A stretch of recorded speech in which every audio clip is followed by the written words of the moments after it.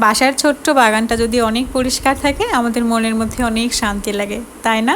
আজকে আমি এই এরিকার টবটা পরিষ্কার করব, কারণ এরিকার টবে বোট লিলিটা লাগিয়েছিলাম মাত্র একটা ছোট্ট চারা, সেখান থেকে দেখেন কতগুলো গাছ হয়ে গেছে। এখন আজকে মনে হলো যে যে পরিমাণে বোট লিলি হয়েছে এটা যদি আমি টব থেকে না সরাই নিই তাহলে আমার এরিকাটা অনেক বেশি সমস্যায় পড়ে যাবে, কারণ এরিকা মনে হচ্ছে শ্বাস নিতে পারছে না, এমন একটা অবস্থা হয়ে গেছে আমার এরিকার। তাই আমি বোট লিলিগুলো সবগুলো তুলে নিব।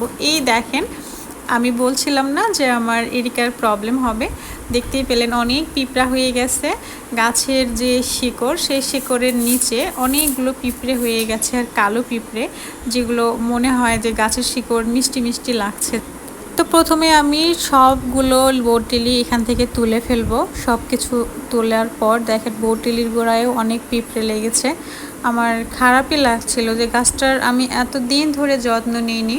অযত্নে থাকলে আসলে একটা সুন্দর জিনিসেও নষ্ট হয়ে যায় ধীরে ধীরে। অনেকগুলো বোট লিলির চারা হয়েছে। একটা চারা দিয়েছিলাম, ভেবেছিলাম এখান থেকে কয়েকটা চারা বোট লিলির গোড়াটাকে সুন্দর করে ধরে থাকবে, দেখতে সুন্দর লাগবে, কিন্তু সুন্দরের মধ্যে বিড়ম্বনায় পড়ে গেছে আমার গাছ। এই যে পিঁপড়েগুলোকে আমি যেতে দিব, প্রথমে একটুখানি সময় নিব যাতে ওরা নিজের জায়গা মতো চলে যেতে পারে অন্য কোথাও।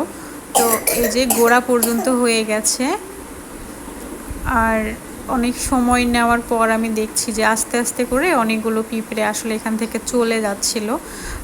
এটাকে আমি আসলে পানি দিয়ে সরাই দিতে চাচ্ছি না, কারণ টব পরিষ্কার হওয়ার পর তারা বুঝতে পারছে আমাদের আর এখানে থাকা হবে না, আমরা চলে যাই, দলবল বেঁধে অন্য কোথাও চলে যাই। হ্যাঁ, আসলে আমরা যারা বাগানি আছি, বাগান করতে পছন্দ করি, গাছ করতে পছন্দ করি, তারা আসলে এরকম জিনিস ফেস করেছি যে গাছের গোড়ায় এরকম কালো পিঁপড়ে হয়, আর পিঁপড়েগুলো মাথার মধ্যে খাবার নিয়ে ঘুরে। তো অনেকগুলো বোট লিলি এখানে পেয়ে গেলাম আমি, অনেকগুলো বোট লিলি। এখন চিন্তা করছি এগুলো আসলে কোথায় লাগাবো, কোন টবে লাগাবো, কারণ আমি সংরক্ষণ করতে চাচ্ছিলাম, পরে ভাবলাম যে সে টবে লাগাবো না, একটা মাটিতে লাগিয়ে দিব। ফাইনালি আমার টবটা এরকম পরিষ্কার হয়ে গেছে। মাশাল্লাহ, গাছ অনেক পুরনো হয়ে গেছে, অনেক দিন থেকে একই টবের মধ্যে আছে, রিপট করা যায়। তো এখন এগুলো আমি মাটিতে লাগাই দিব। তো আপাতত এটা এখানেই থাক, কারণ টবটা যেহেতু পরিষ্কার করেছি, আমি ভাবছি যে এটা যদি আমি আরেকটা বড় টবে লাগাই তাহলে কেমন হয়।